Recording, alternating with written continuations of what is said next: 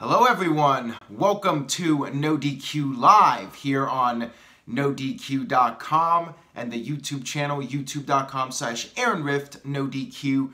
It is early Sunday morning for me. It is not even 8 a.m. yet. I'm getting a head start with this live video. Originally, I was supposed to be doing the live video at noon Pacific time, which would have been 3 p.m. Eastern. But here I am early, and most of you watching live, you know the reason why. Rich Swann, cruiserweight, member of 205 Live, has been arrested.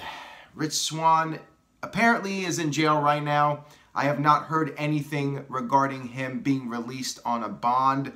I have information over on NoDQ.com, including a police report and a mugshot. Swann was arrested early Sunday morning in Gainesville, Florida. He is being charged with kidnapping and false imprisonment, which is a third-degree felony in Florida that is punishable with up to 5 years in prison and a $5,000 fine if convicted. And he is also being charged with battery, touching or striking, in other words.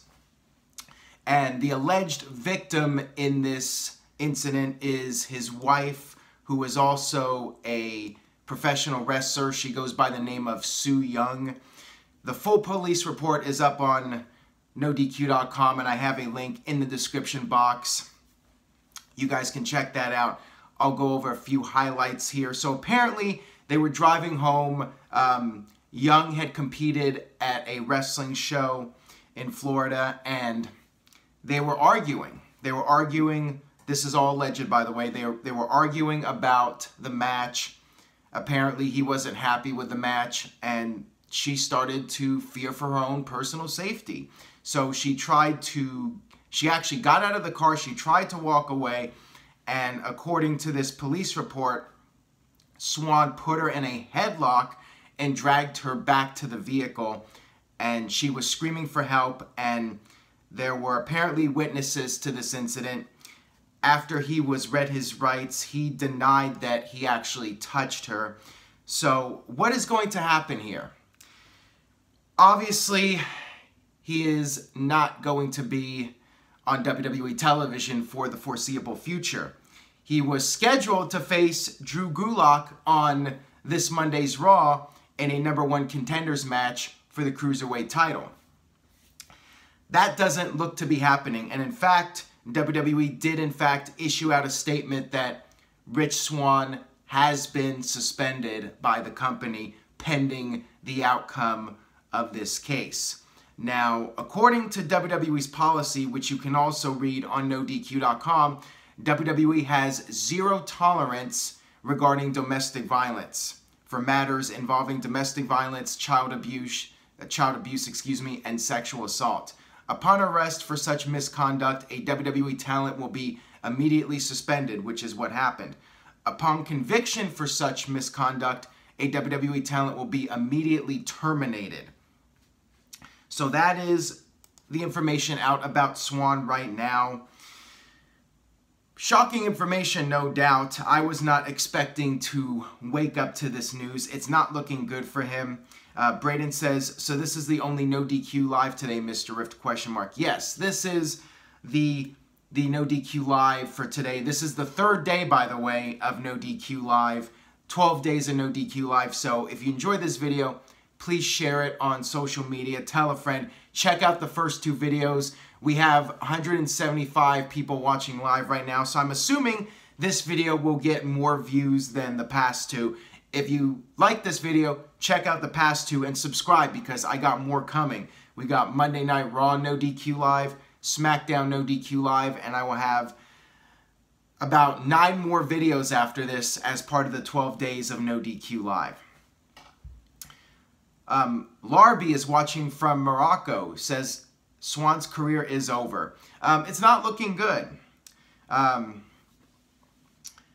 People wondering who might take the spot. What will WWE do for Raw now? So I'm assuming, this is just me assuming, that Swann was going to win the match on Raw and face Enzo for the Cruiserweight title. That's what makes sense, you know?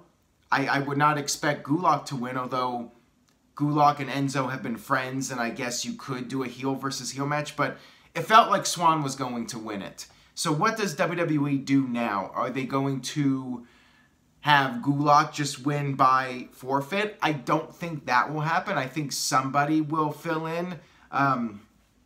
That's Gotta Be Kane. I love that username, by the way. That's Gotta Be Kane. Replaced by Cedric Alexander. That's a possibility. Somebody in here, I'm not sure, I was reading some of the comments here. Somebody suggested Hideo Itami. I actually like that idea. I think that that would be a good replacement. You know, WWE's been hyping up Itami, and yeah, he did not participate in the series of matches to qualify for the title shot, but I think that would be a good way to make people forget about Rich Swann. You have Hideo Itami come out and bam, everyone's focused on that, and that draws attention away from Rich Swann. I like that idea. Mohammed says bring Neville back. That would work too. If WWE wanted to draw attention away from Rich Swann, you bring back Neville. The question is, will Neville want to come back and be part of the Cruiserweight division? That remains to be seen. But I could see Itami being a likely candidate. The problem with Cedric Alexander is that I don't think he's a big enough name to where people will be forgetting about Rich Swann. The idea is you want something big to happen and everyone's attention is focused on the big event and they're not thinking about Rich Swann. So I think it's more likely it'll be Itami if WWE decides to have a replacement opponent for Drew Gulak on Raw. Jay says maybe Rockstar Spud. That's a good one too, although Spud is not quite as big of a name, so I'm not sure if he would really make the impact. No pun intended. But maybe. He could very well do that. K-Delt79 says, Itami replacing Swann tomorrow is illogical, yet I still like it. Neville returning would also be cool. Steven says, goodbye, Mr. Swann. So again, if you guys are just tuning in, I did talk about the Rich Swann incident. You can read a full police report over on NoDQ.com. WWE has suspended him pending the outcome of this case. And apparently the domestic incident was involving his wife. Again, you can check out NoDQ.com for the very latest regarding that. Johnny Gargano, that would be an interesting choice. There's a lot of different possibilities for this. Maybe WWE will pull out a big surprise and bring back somebody we're not expecting just to, again, if I'm WWE, I'm going to want to draw attention away from Swann. So I'm going to want to do something big on Raw, bring in a major name or bring back somebody to get the people talking about it. If it's Kalisto, I'm done. If it's Kalisto, I will shake my head big time if it's Kalisto. Atomic Cody says Rey Mysterio. I don't know if WWE will go that far. That would be something big. Maybe they could work out something with Mysterio. I don't know. I don't know what Mysterio's contractual obligations are at this time. I don't even know if Mysterio could legally do it or not. I don't think it's going to be Austin Aries. Curtis Butler is mentioning Aries. I think that's very unlikely. Most likely it'll be Itami or it'll be somebody lame like Kalisto or Cedric Alexander. That would be my prediction at least, though. So again, stay tuned to NoDQ.com for any breaking developments regarding Rich Swann. The cats are sleeping. It's early Sunday here. It is not even 8 a.m. My scheduled time. First I was going to do noon Pacific time, and then I changed it to 8 Pacific time, and I jumped the gun, and I'm starting here early. It's 7:57 a.m. in the morning right now. Sin Cara. Is Sin Cara 205? Under 205? I wasn't sure if he was. I mean, he's tall. I guess he could pass off for being a cruiserweight, but I always thought Sin Cara was over 205 live, but I'm not sure about that.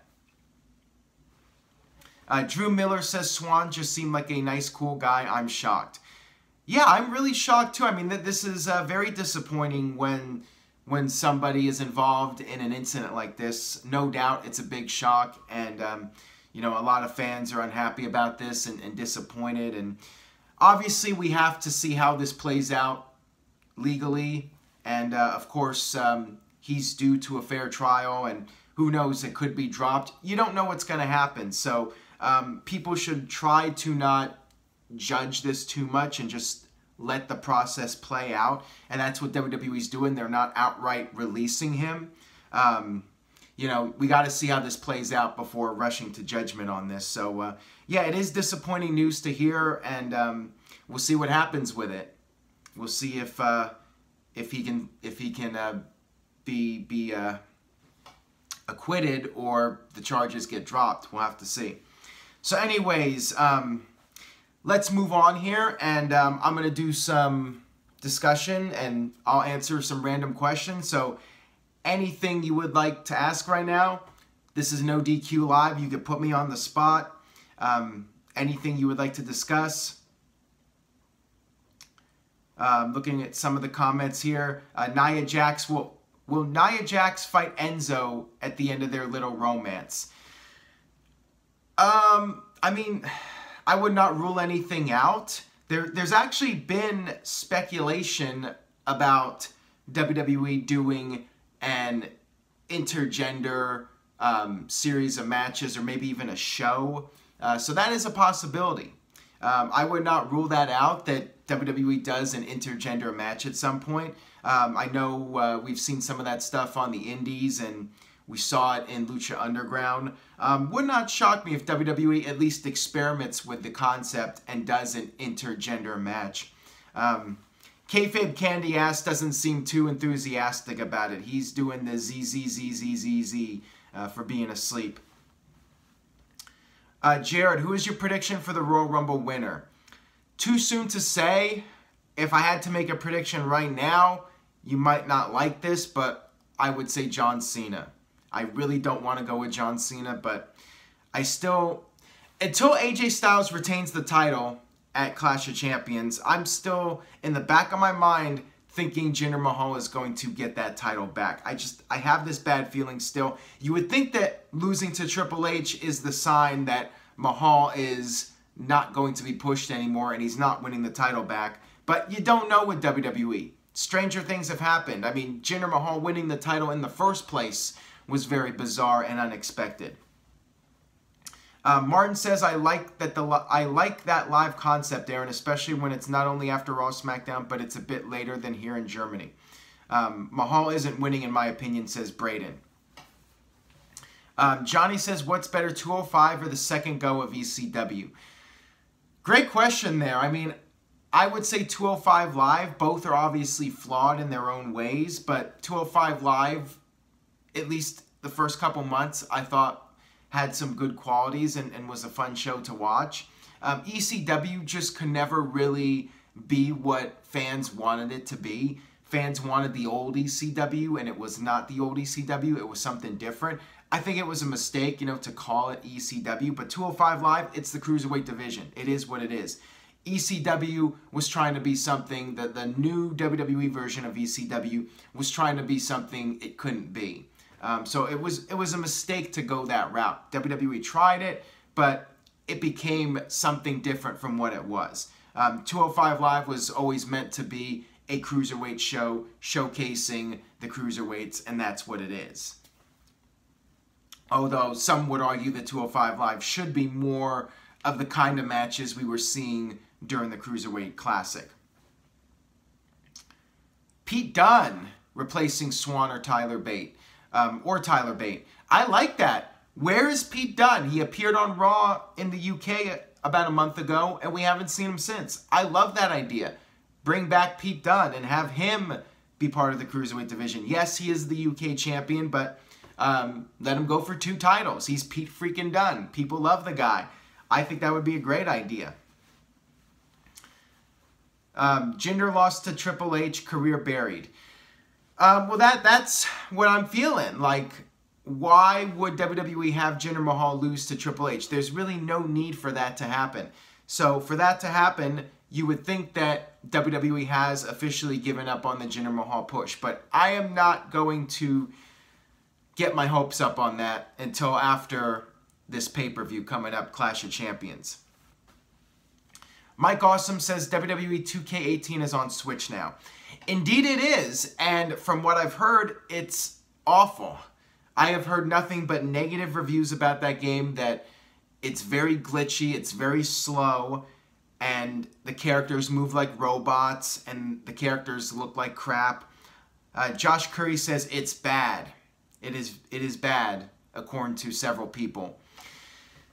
I have a Switch. I do not have a PS4 or Xbox One, and unfortunately, I don't think I'm going to be getting the game. Drew Miller says wait until they fix it with patches.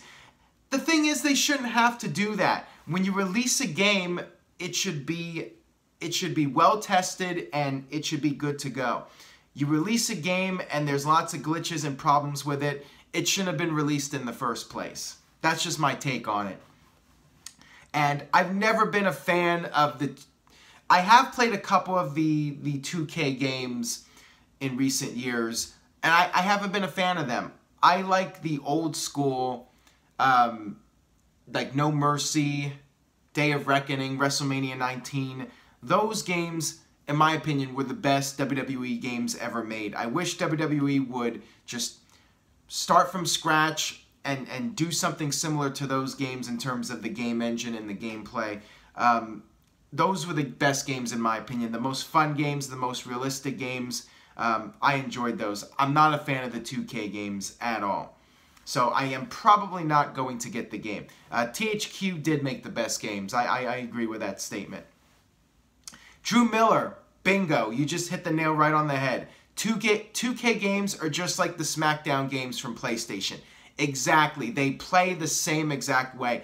And I was never a fan of those games like SmackDown, Here Comes the Pain. I didn't like how those games played. I like the THQ games that were put out on Nintendo. You know, No Mercy, WrestleMania 19, Day of Reckoning. Those were the best ones in my opinion. The Lone Wolf. Do you think Triple H will face Braun Strowman at the Royal Rumble and Angle at WrestleMania, or the other way around? That I'm not really sure. I mean, time will tell, but I'm thinking we will probably see both of those matches. It's just a matter of which order WWE decides to go in. I mean, who is Braun Strowman? If Strowman doesn't face Triple H at WrestleMania, who would be Braun Strowman's opponent? That's the question, and I'm not really sure at this point. Maybe Bray Wyatt, maybe a battle of the former Wyatt family members, who knows? SJP says, this is the first time I've been in the chat for a while. Well, thank you for tuning in. I know this is an off time, a random time for doing a live video, but we had some breaking news this morning, and I thought I would jump the gun. Thank you to everyone watching this live. I do appreciate it. If you are watching for the first time, I hope you enjoy it.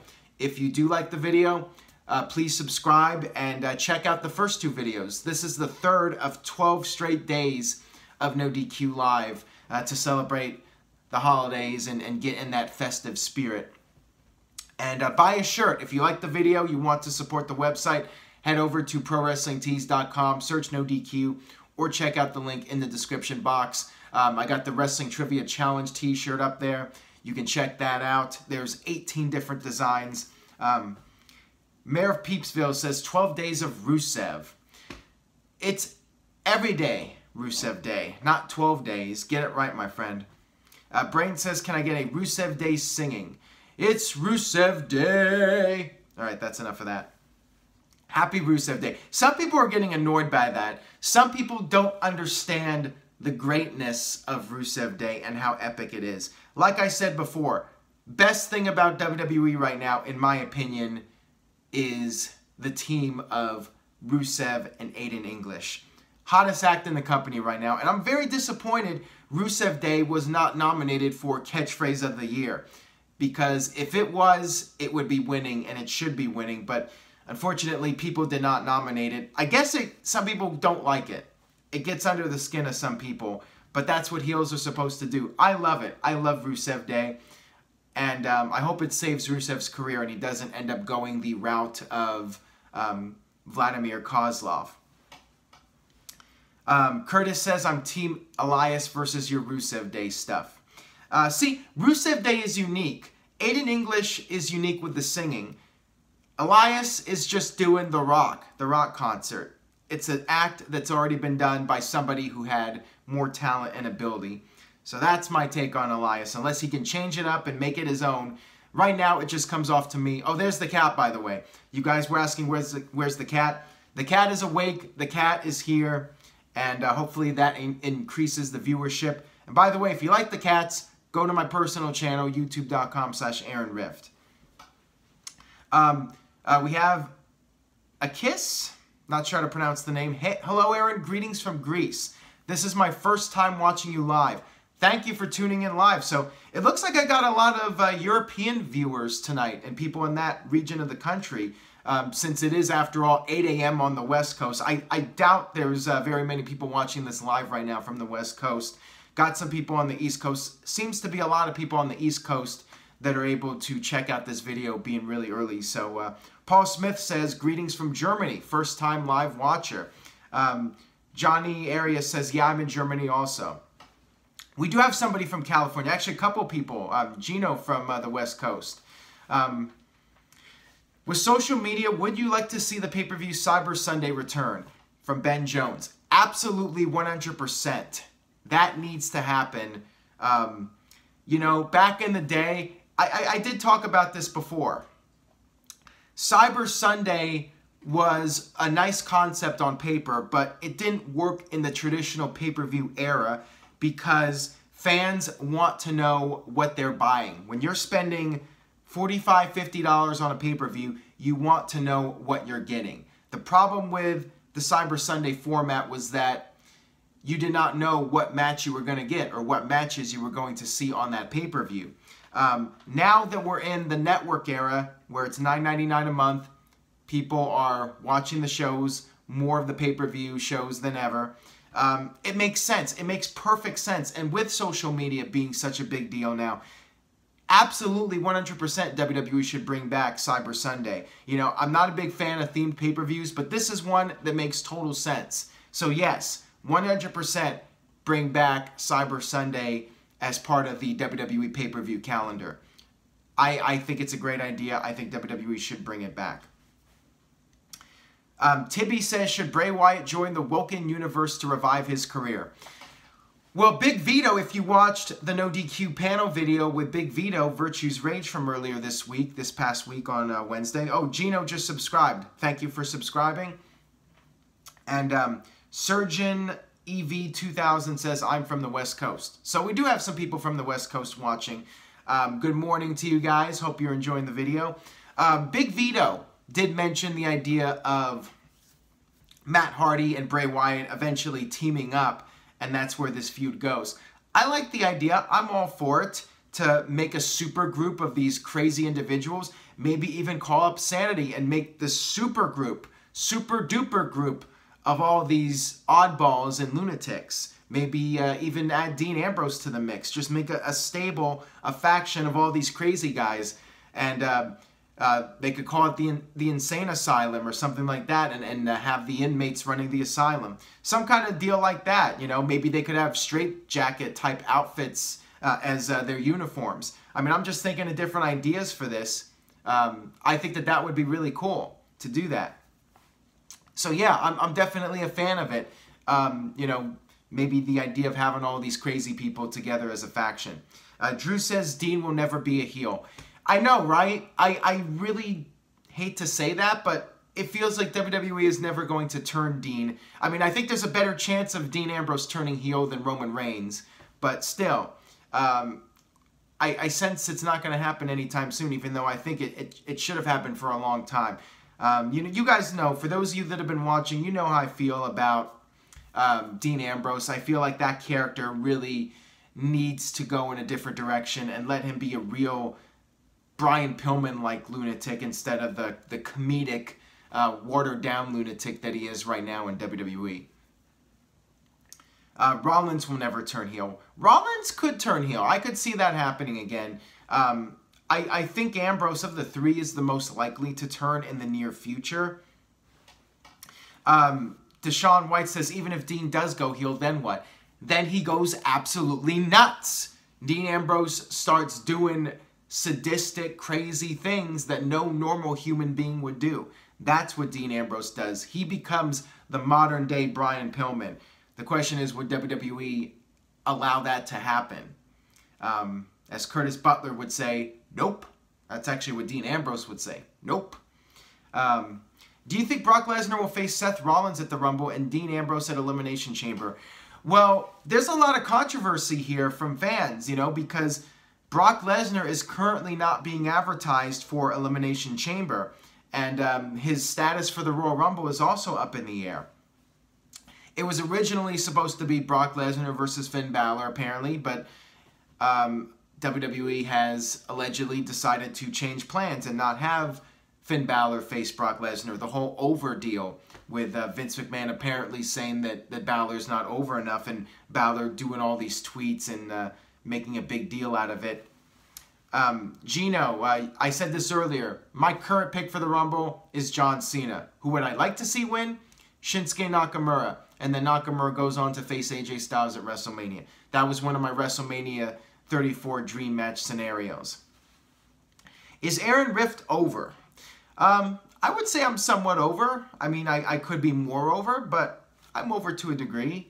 I mean, I got you guys, so I got some fans out there, which is better than none. It's always good to have some fans, and it is impossible to please everybody. So, you know, my advice to people, just be who you are. Do what you feel comfortable doing, what makes you happy. You cannot please everybody. You're always going to have critics, and you have to learn to deal with the critics. And I learned that a long time ago.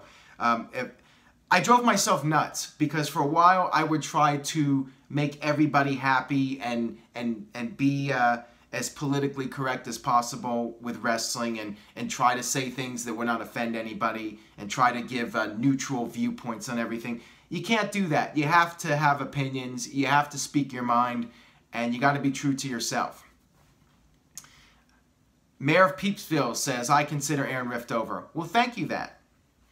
Raymond S. says, is Bobby Heenan the greatest manager of all time?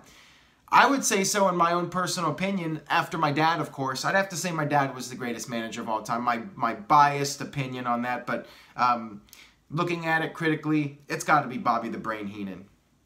Ryan Frank says, Aaron's cats are over. You're darn skippy they are. Just check on the channel, AaronRift.com. YouTube.com/AaronRift. The cats have millions of views, so I don't even think I've had a video that had 1 million views. Gino says, who's your dad, Aaron? Zoog's Rift. Man, I just butchered that. Zoogz is his name. Look him up on Spotify. He has several albums up there on Spotify, and check out some of the videos that I posted on my personal channel. We have some music videos. This was all from music from the 70s and 80s, by the way, so it's old stuff. But you might like it, if you got an open mind, at least. Then again, if you have an open mind, you still might think he's nuts. You might think he's part of that Matt Hardy insane asylum. Braden says, does Batista really want to return to WWE? Oh, and Treehouse says, read one of my comments, Aaron Rift. There you go, I just read your comment. Batista apparently wants to face Triple H, which I don't think is the best idea.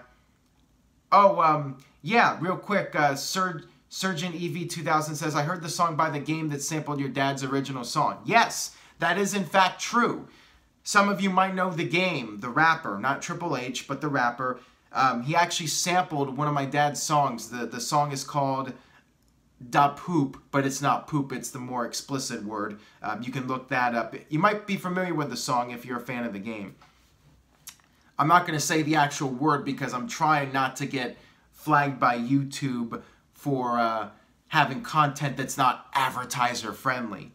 But yeah, check out my dad's music at Spotify, iTunes, I was going to say YouTunes, iTunes, Zoogz, and yes, he did manage. Look up Zoog's Rift Warlord, and you'll find a clip on there of my dad eating Cowboy Bob Orton's hat. Yes, that really happened.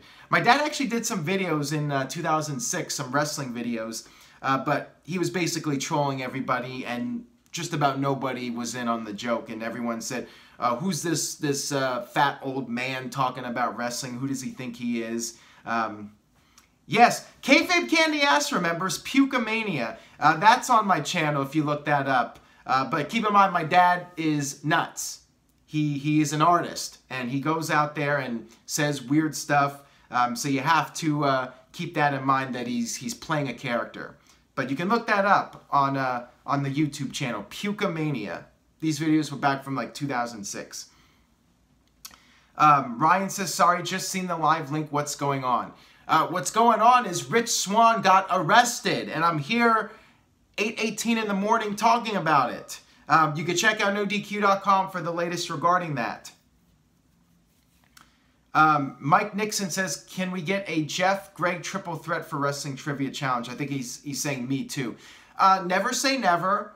You know, we did say that Greg would not get another shot at Jeff, but a triple threat match would be really interesting. I'm definitely open to ideas, so feel free to leave a comment and let me know what you think.